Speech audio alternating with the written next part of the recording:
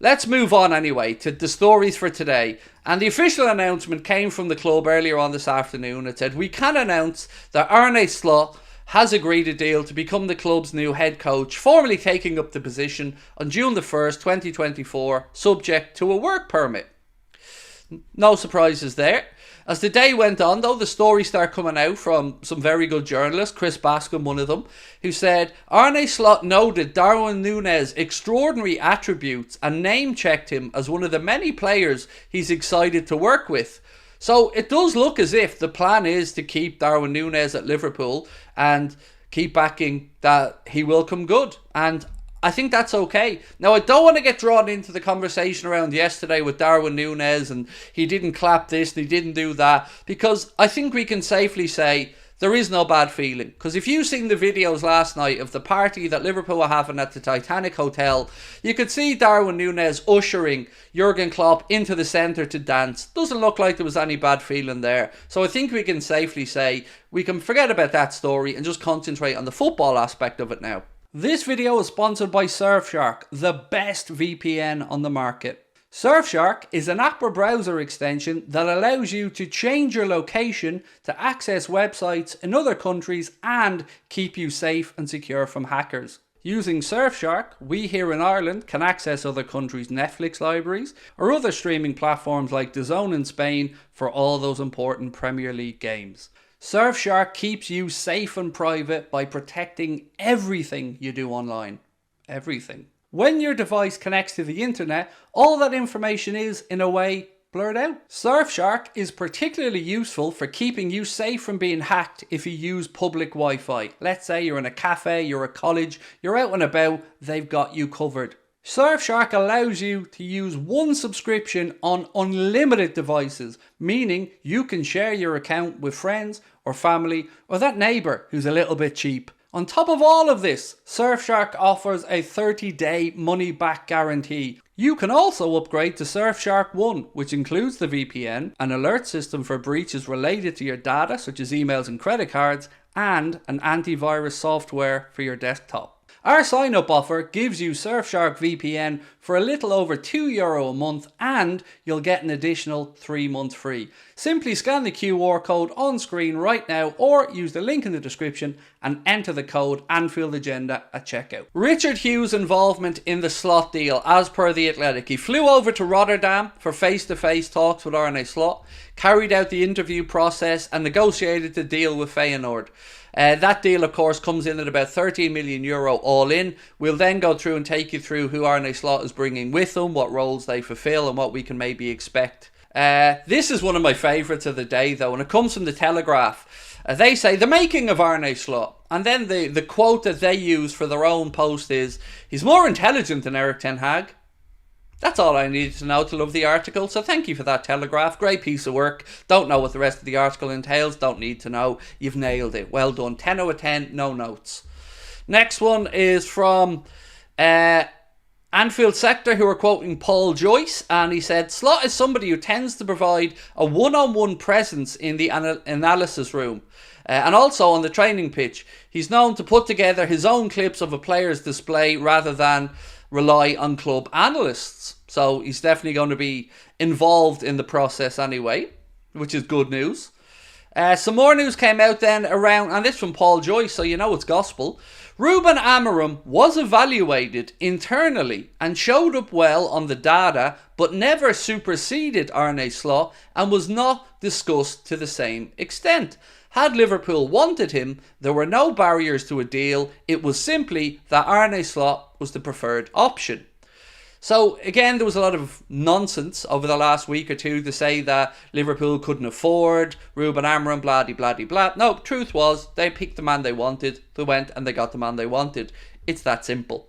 I want to read you a segment about Will Spearman and something that he created to help Liverpool or anybody in their search for a coach. I'm going to read you out a piece from The Athletic. There's an excellent excellent piece on there about the whole story of Arne Slot. If you're a subscriber to The Athletic, give it a read. It's one of the best pieces I've read on there in many a year.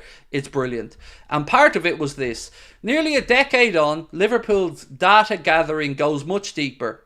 Will Spearman, a Chicago-born, Harvard-educated physicist who spent 5 years as Liverpool's lead data scientist before succeeding Dr. Ian Graham as the club's director of research in January last year, has been working on an algorithm that evaluates coaching performance on a wide range of metrics, not just team performance, but playing style, individual player development, compatibility with different types of players to predict future outcomes and suitability for certain jobs.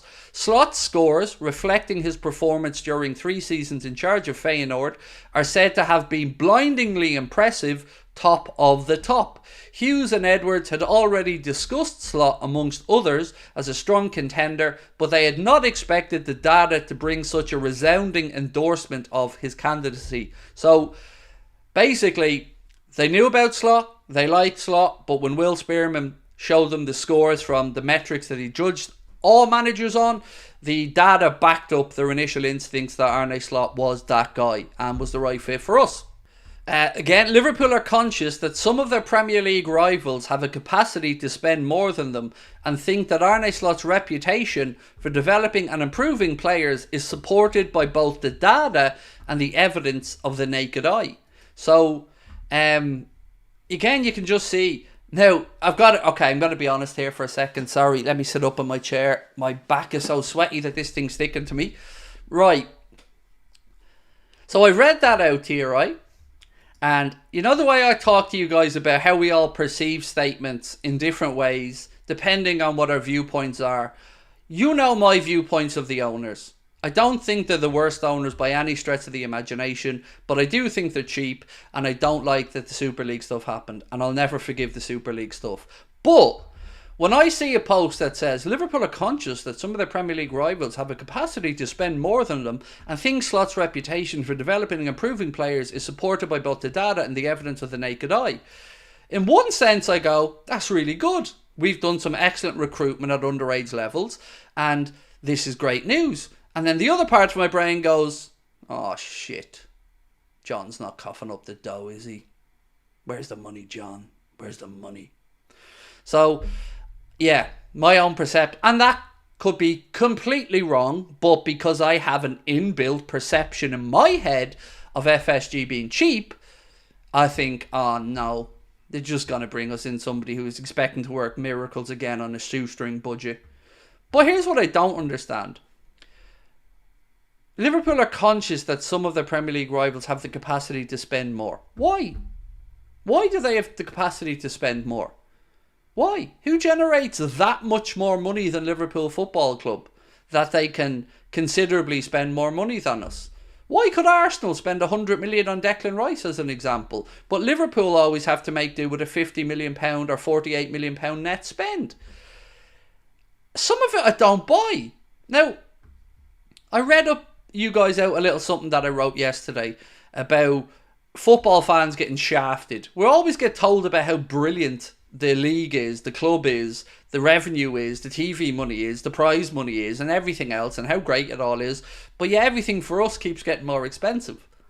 Fans keep having to dig deeper in their pockets to fund what we shouldn't need to fund because we've already been told how great the clubs are at bringing in all these new revenue streams. Some of this to me just seems like a bit of a bait and switch, and it annoys me. I've also thought about this in another way, and the best way I can try to summarise me is this. If I see wrongdoing in the sport I love, and certainly at the club that I love, then the stance that I believe I'm obligated to take is the stance of a dog when he sees a lamppost. That being, I should piss on it. That's the way I think about these things. If I see stuff like that and I don't like it, and I feel like the club can do a bit better, I believe, like the dog in the lamppost, I should piss all over those negative stories and demand better. And I think we as Liverpool fans should demand a little bit more in the transfer market, because I think the ability is really there for us to spend a bit more. There's nothing wrong with being clever. There's nothing wrong with finding an Andy Robertson or a Mohamed Salah for a reasonable fee, or knowing about Alexis McAllister's release clause and going and paying it. Nothing wrong with any of that. Minamino, another good example. United were willing to go and pay 20 million quid for Minamino, but Liverpool found out that he had a release clause much, much lower than that and went and triggered it. That's all sound. But when it comes time to replace Virgil van Dijk, you know what I want?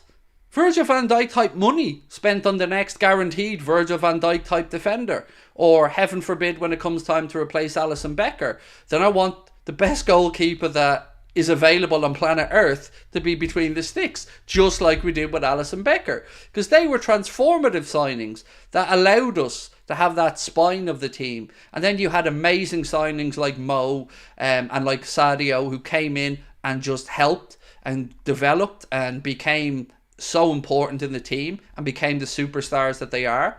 So it's a mixture of both for me.